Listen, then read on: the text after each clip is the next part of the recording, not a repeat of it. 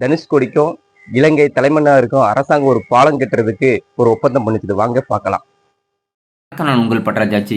இலங்கைக்கும் இந்தியாவுக்கும் நடுவில் 50, 67, 23 கிலோமீட்டர் ரொம்ப கம்மியான தூரம் இருக்கிறது. அதை நம்மளால் பார்க்க முடியும்.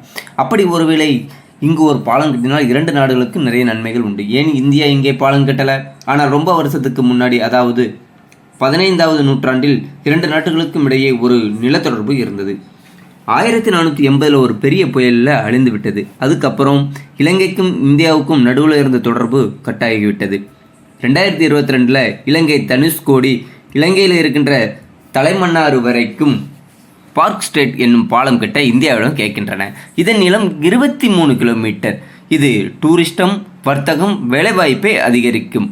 2 நாடுகளுக்கும் ஏற்பட்ட அரசியல் பிரச்சனைகளால் இந்த திட்டம் கைவிடப்பட்டது. அதற்கு அப்புறம் 2023 இந்த 2 நாடுகளும் இந்த திட்டத்தை செயல்படுத்துகின்றது. நன்றி, வணக்கம்.